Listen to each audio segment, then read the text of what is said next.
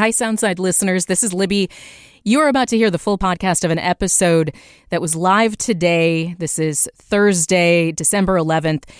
It is coverage of the massive flooding event that we're experiencing right now in the Pacific Northwest, especially Western Washington.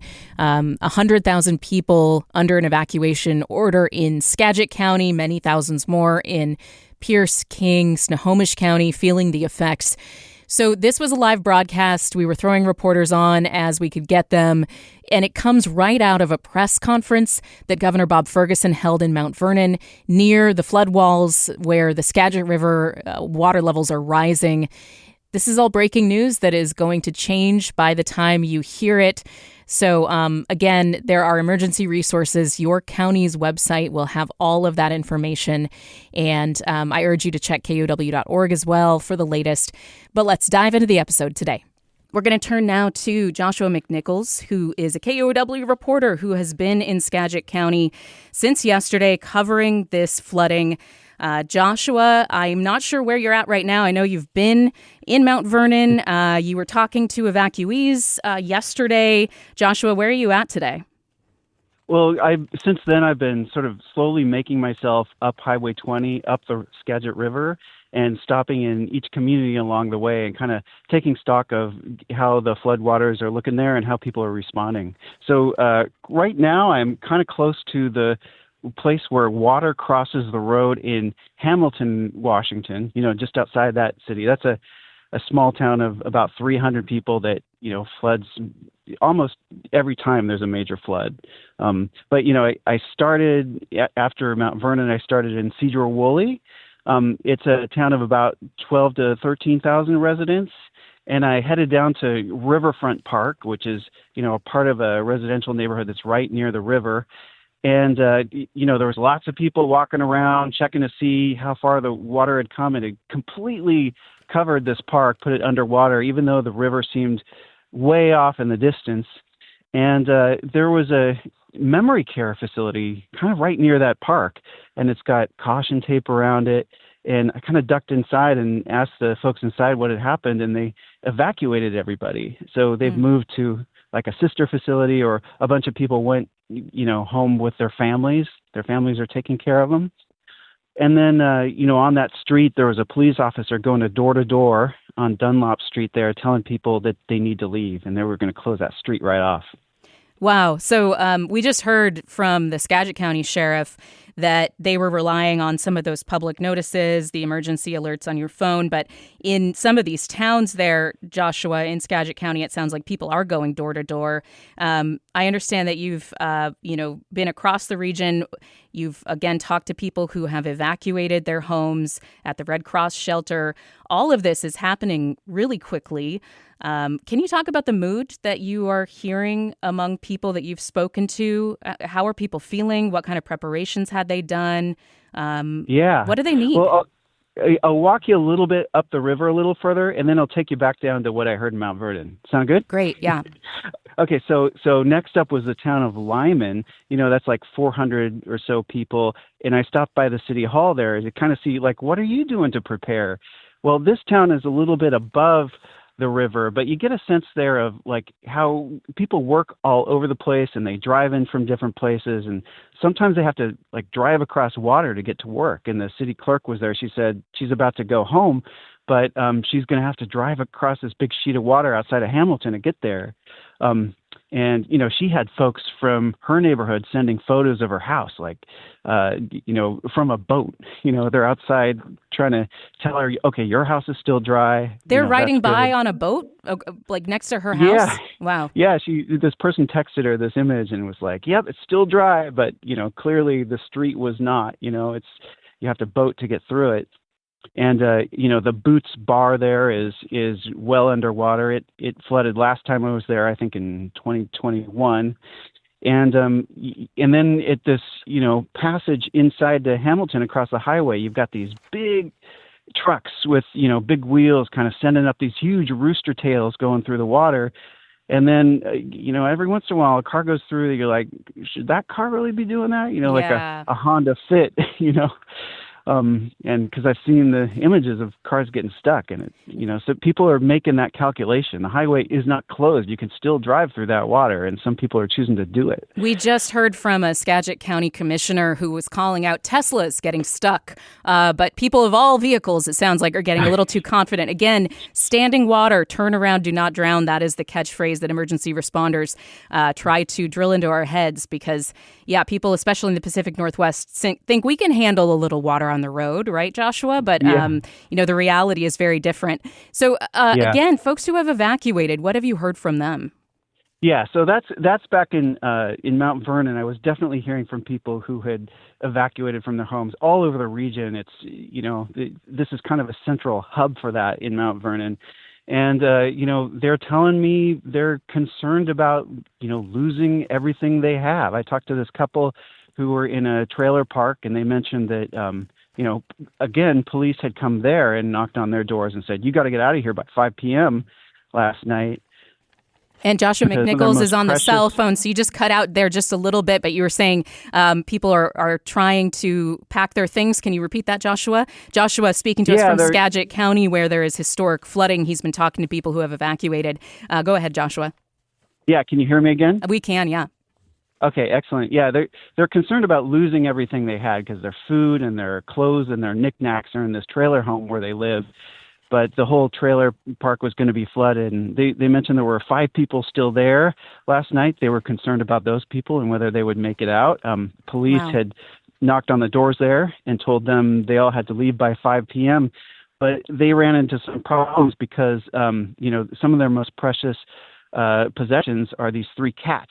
And the cats were like, why are you chasing me all around the house, trying to put me in this cage, And finally, they get their cats in these cages, and they make their way down to the shelter in Mount Vernon. And then there's this question of, can they bring their cats in? These cats are used to sleeping with them, and they're concerned about, there's a no pets rule on that shelter. But then the shelter volunteers told me, they don't want to add stress to these people's lives. They're coming through trauma. And so they found a way to accommodate pets in there eventually. And I saw them bring their meowing cats in, but... That has been a barrier, Joshua. I will say when I've covered evacuations for different types of disasters that people really need a place for pets, and sometimes shelters are not as accommodating, and that can keep people in their homes, which is a huge danger. Yes. Yeah, it's kind of the same thing with homelessness. There's a lot of people who don't want to go into shelters for the same reason with pets. People love their pets and think of them like family, Yeah. And so these volunteers are sort of scrambling okay, let's get on the phone, figure out how to get some pet food in here, but all the supermarkets are closed, so they're driving around trying to find a place that's open to get some food. And then the pizza delivery doesn't come because the pizza delivery can't get through because of the water. And so they got to get food to feed people, so it's the first night is always kind of chaotic, they say, but they hope that they kind of get a better feel for it and smooth things out the next day, which is today. Joshua McNichols is in Skagit County, again, reporting on the effects of these historic floods, historic for some parts of Skagit County, and we are still waiting for the crest there in Mount Vernon. We just heard the governor speaking from Mount Vernon along with emergency responders. Words from the governor this has a potential for significant loss of life. We are looking at flooding levels that are potentially historic in nature. This is a very unpredictable situation, according to the governor, and take evacuation notices seriously. Joshua, before we go here, I understand that parts of Skagit County may not have seen the worst of it so far. That we might not see the worst until later today or Friday. What can you leave us with here from Skagit County? Yeah, well, I've learned that different parts of the river crest at different times, and upriver it can be a whole day earlier. And a lot depends on what weather we get, but some folks in the uplands feel like they've been through the worst of it so far. So, maybe that's a glimmer of hope, but of course, it all depends on the weather. KUOW's Joshua McNichols, thanks for your reporting. Yeah, no problem. You're listening to Soundside. I'm Libby Dankman. We are reporting on the historic and potentially catastrophic flooding affecting Western Washington, expected to reach historic or exceed in some parts of the state, especially Skagit County, although we're still waiting to see how high the waters do get in Mount Vernon. 100,000 people have been under an evacuation order since last night. The National Weather Service says rainfall is expected to have peaked across the region, but some parts of Skagit County, again, have not seen the worst of the flooding. There are many road closures across Western Washington right now because of this flooding, and it's water on the roadway. It's also mudslides. That's the case in eastbound I-90, which is closed from Snoqualmie to North Bend. 3 cars were trapped in a mudslide on the interstate yesterday. I recommend, folks, if you want to see road closures, go to the Washington State Department of Transportation website, which is wsdot.wa.gov. They have a real-time closure map, as well as the ability to search for your specific road if you need to get to work today or need to get somewhere. Although emergency responders, especially in Skagit County, are recommending that you stay off the roads as much as possible, again, to allow emergency crews to get through. We're going to continue and talk about some of the reasons behind this flooding that we are experiencing, the amount of rain that we are seeing right now, and that's coming up just after a quick break.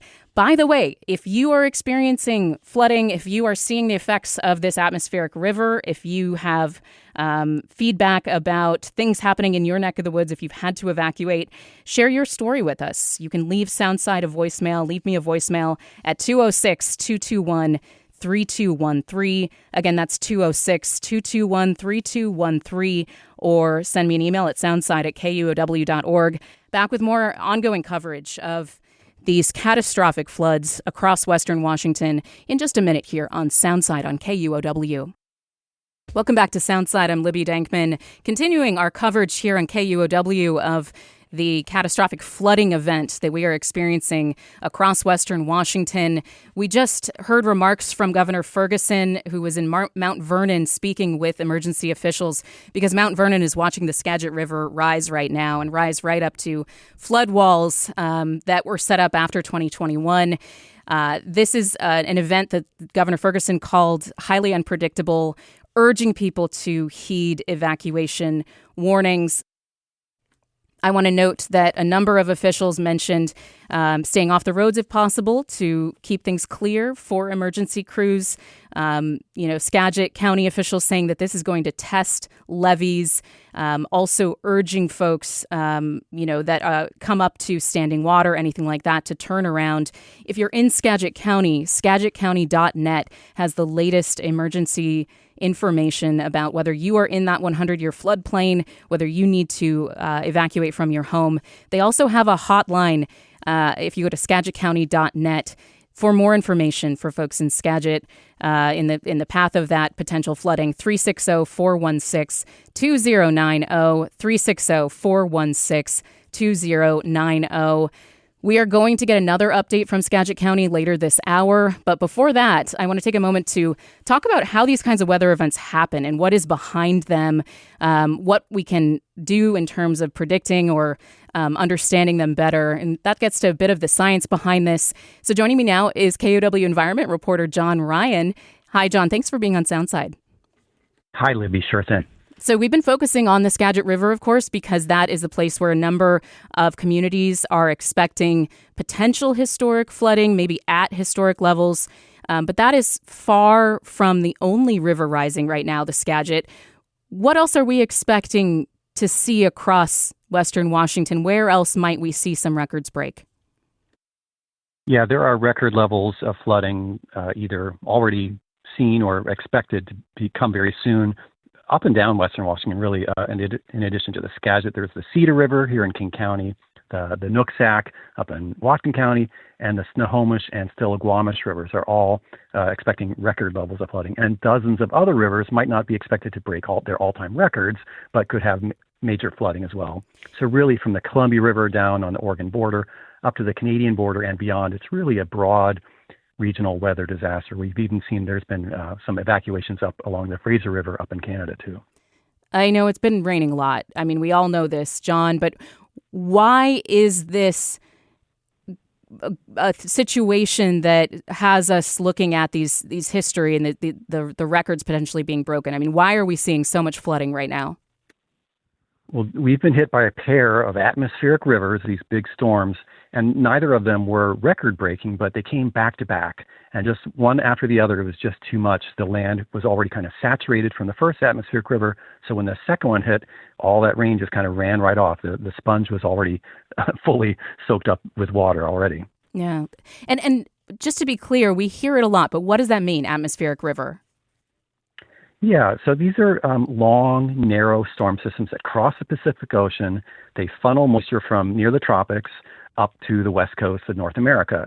For years before I had heard the term atmospheric river, I just knew them as the Pineapple Express. Mm-hmm. They bring warm moisture each winter, and they're actually how our region gets most of our precipitation, most of our moisture each winter. So there's nothing new about these storms. You know, we might get 10 or 20 of them each winter. But when they are more intense, or they come more frequently, like back to back, or they just last longer, that's when you can get these big floods that we're seeing right now.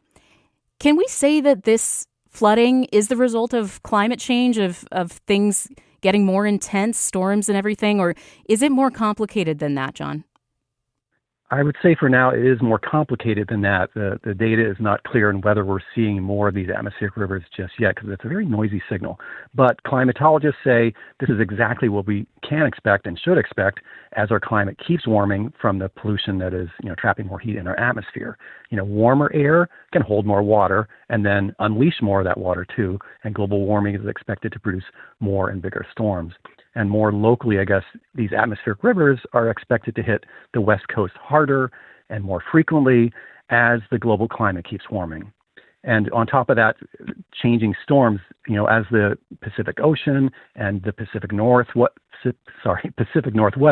get warmer, more of that precipitation is going to fall as rain and not as snow. And that's bad for flooding too. I spoke with Guillaume Mauger. He is the Washington State climatologist. Let's imagine we have a storm where we get a certain amount of precipitation. If there's less falling as snow and more falling as rain, that means there's more water that can end up directly in the rivers and contribute to flooding. Yeah. For the current flood emergency, John, go ahead. Yeah. I was just going to say that Mauger tells me that back to the Skagit, that extreme flooding on the Skagit River or in the Skagit Valley could come 4 times more frequently than it does now because of global warming as soon as the 2040s, so just 10 or 15 years away. So, John, we have seen individual cities right now putting up flood walls. Are there larger regional actions taking place in Western Washington to mitigate flood impacts? Well, one, I guess, is that the U.S. Army Corps of Engineers, they've taken over operations of some dams to try to reduce flooding downstream. They're operating 2 dams on the Skagit now, the Ross Dam and Upper Baker, and then 1 dam on the Wenatchee River down in southwest Washington, operating them on kind of 24/7 staffing to try to hold back as much as they can. And then they've got 2 of their own dams, the Howard Hanson on the Green River in South King County, and then the Mud Mountain Dam on the White River, and they're trying to operate these. It's a difficult balance, trying to hold back water when they can, but they also want to leave capacity in the reservoirs so they can hold back more water if the situation gets worse. Yeah, that always blows my mind, is the idea of where the water is going to do the most damage, upstream or downstream, and they have to make that calculation. John, especially as flooding becomes more common, how should we be preparing? I mean, can anything be done here in our state so that we don't have what the governor again calls a potential for a significant loss of life from this major flooding event? Yeah, I mean, in the short term, people need to follow any evacuation orders and, not do anything dumb like driving through floodwaters that, we heard talking about at the Mount Vernon press conference.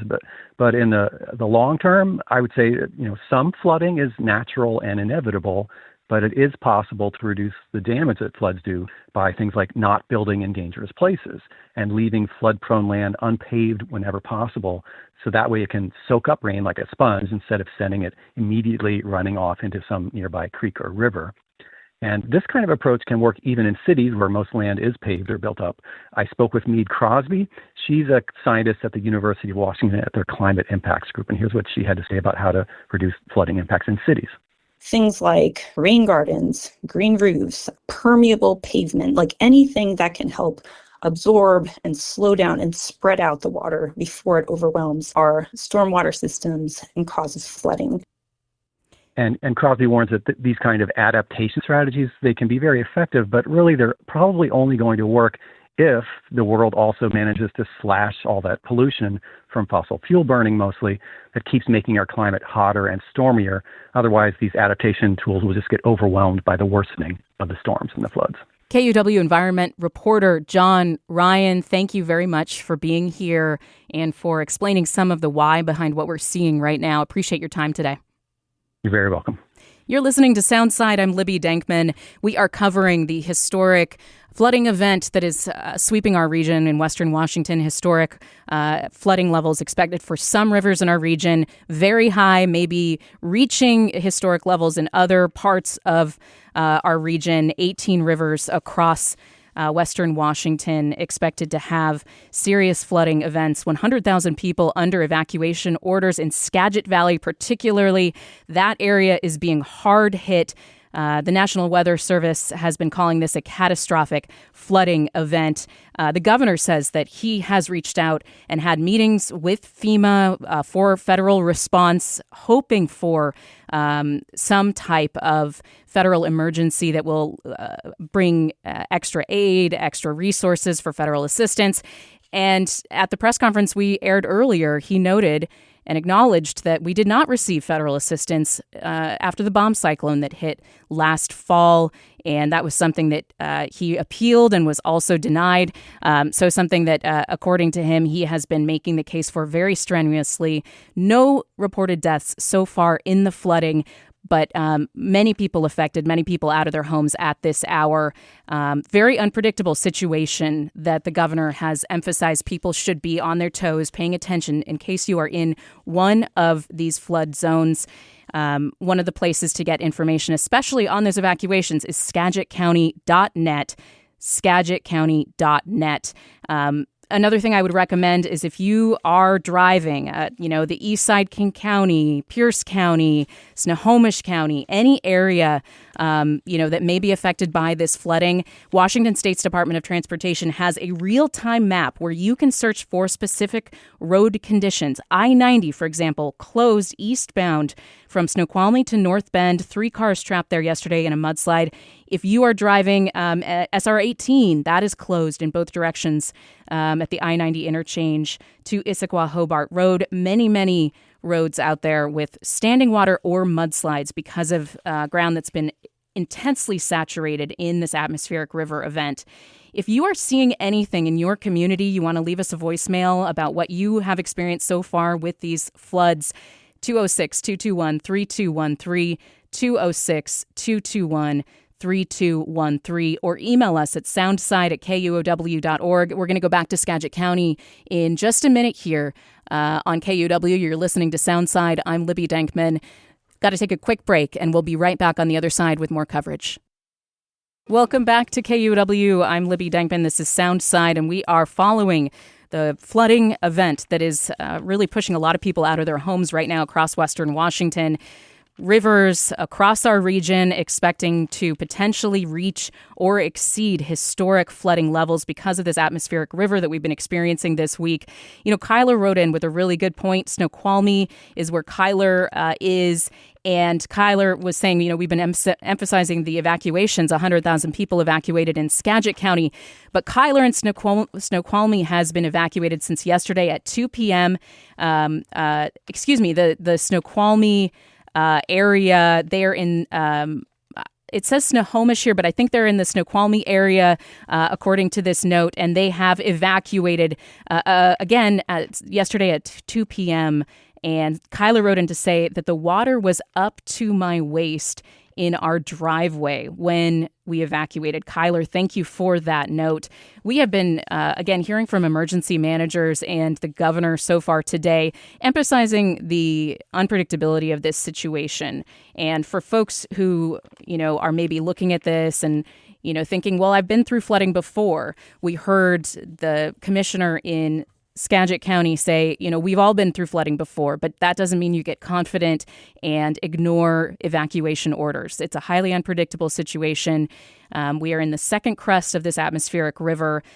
concrete is right now at record flood levels in, Skagit County. This is going to test levees that were added since 2021 in many places across the region.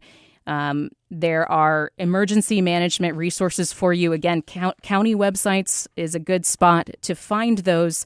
If you need SkagitCounty.net, King County, Snohomish County, Pierce County websites are a wonderful place to find your evacuation area and also resources like Red Cross shelters. We're going to go back to Skagit County briefly here with Casey Martin, reporter with KUOW, who has been covering this flooding. Casey attended the press conference that Governor Ferguson held there, and that was at the Skagit Valley College in Mount Vernon. The governor has declared a statewide emergency in response to the flooding and requested an expedited emergency declaration from FEMA and the federal government. That would allow the state to get some federal funds for recovery, although we have seen that tried before in Washington state, and we were rebuffed after last year's bomb cyclone. Casey, where are you at specifically right now? And thanks for being here. Yeah, thank you for having me. Yeah, I'm standing at the college right now, and there's a lot of local officials here and emergency responders, people from the Red Cross, a lot of the nonprofit groups who've been here helping people either get out of their homes or helping to move sandbags around and really getting the word out. That's the big thing, is messaging, is letting people know the water is rising. Please grab your belongings, grab your pets, and go to a friend's house, get uphill. That's the big thing that they're emphasizing today right now. Yeah, federal funding has been a really open question when it comes to this flooding, as I mentioned. What do we know about that, Casey? Yeah, the governor said that he spoke with FEMA yesterday and that there'll be another meeting today at 2 o'clock. I thought it was really interesting that he said that we're being as persuasive as we possibly can, and that he was working with the general of the Washington National Guard to really go line by line to edit this request to the federal government to be as persuasive as they can. And he also said that he reached out to some Washington state Republicans, reaching across the aisle to say, hey, if you have any contacts with the feds, help us out. Let them know that Washington needs help. He's, completely aware of the politics. He said, I've spoken about the president often before, but he said, I'm really focused on recovery and coordinating local groups here on the ground right now. I was struck by that as well, just the emphasis of, try anything to get on the radar here, because this is such a serious event.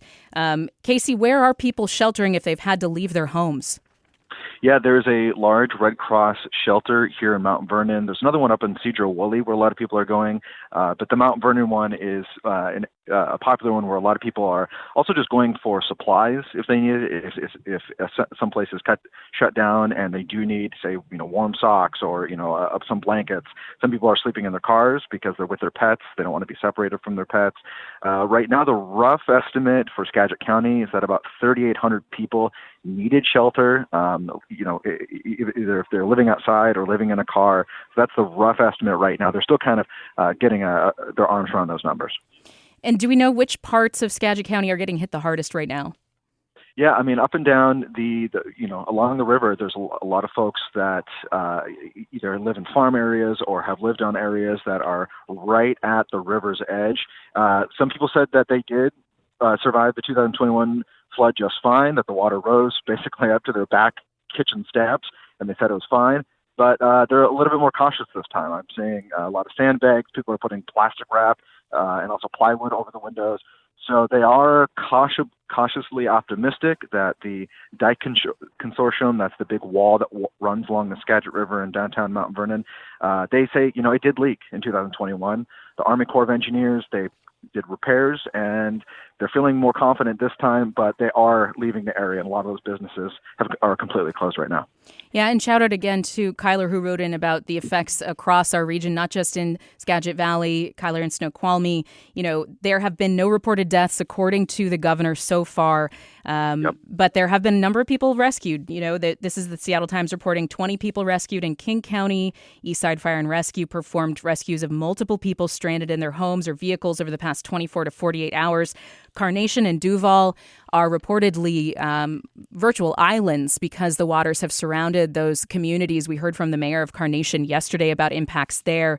The majority of rescues right now, at least in King County, have been in Snoqualmie and North Bend, where rescuers did have to use inflatable rafts. But there were rescues in Whidbey Island by helicopter last night because boats could not reach them. Crews were doing evacuations in apartment buildings in Issaquah Wednesday night. I mean, there are serious effects across our region right now. Casey, what do we think, looking forward? I know it's hard to look past this for now, but do we have a sense of what recovery efforts in the region could look like when the waters recede? Yeah, the Washington Emergency Management Division spoke here, and they said, it's really coordination is the best thing. So people and individual groups aren't isolated. So if counties are working together and local firefighters and emergency response are all working together, that's how they say that's the key to success. There are more welfare checks. The Skagit County Sheriff's Department said they're not necessarily going to door right now, but they have ramped up all their staffing. So they're on 12-hour shifts, and they are responding to as many welfare checks as they can to make sure that if somebody needs help getting out, if they know a loved one that's still in their home, that they will help and get them out as soon as possible before the water shows up. So the big thing is coordination, letting people know that there are places that they can go to. There is the shelter available here in Mount Vernon. If you're a little bit north, the Cedar-Woolley one, is probably the best bet up there. And it's still early to say. They will say that, in 2021, the Highway 2 was closed for 4 days, and it took a long time to clear debris. There were washouts, there's massive logs running down the Skagit River right now. When the water eventually recedes, all that will be covering roads, those down power lines. So they haven't put an estimate yet of necessarily how much this will cost or how long it will take to clean up, but they keep saying it is very significant. Casey, in our final minute here, you were out at the flood wall in Mount Vernon. The Seattle Times has reported that we are still seeing the waters rise. I'm sure you saw that in real time. These waters have not crested yet. What is Mount Vernon expecting? What was it like at the flood wall? And we just have about a minute left. Yeah, it's a remarkable sight. There's crews right now that are actually patching up little gaps and cracks in the wall, basically where the concrete meets the steel. There's tiny little gaps, and they're going around and they're filling each and one of those with foam right now. A lot of people are up on the wall looking over to see the water. You can actually watch it in real time. It's going over the steps. It's creeping up kind of this promenade area, this walkway where people really enjoy in downtown Mount Vernon, and they're nervous. They're nervous that they don't want it to leak again in 2021, but they are feeling that this is secure. And, with sandbags and preparations in downtown, they hope it won't be too bad. Casey Martin in Mount Vernon for KUOW, thank you very much. And we are going to be continuing this coverage, KUOW.org. Of course, all of our reporters fanned out in the region and our journalists here working tirelessly to try to bring you the latest information. Stay safe, folks who are out there and affected by this flooding. And again, you can let us know about what you're experiencing, just like Kyler and Snoqualmie did at 206-221-3213 or Soundside at KUOW.org. Continuing coverage on All Things Considered and Morning Edition and KUOW.org. Please heed the emergency warnings on your county websites and stay safe. Take this seriously, everybody, and take care of each other. We'll see you soon. Thanks for listening to Soundside today. I'm Libby Dankman. The show was produced by Sarah Leibovitz, KUOW-FM Seattle, KUOW Tumwater, and KQOW Bellingham is where you are listening right now. Maliha Syed also contributed, Gabrielle Healy, Hans Anderson, Jason Burrows. We'll be back on Monday with more Soundside, but this coverage will not be ending here. KUOW.org is the place to find it. And again, listen, All Things Considered, this afternoon we'll be following this 24/7 because this is a very serious event and we are all looking out for each other here. We'll see you soon.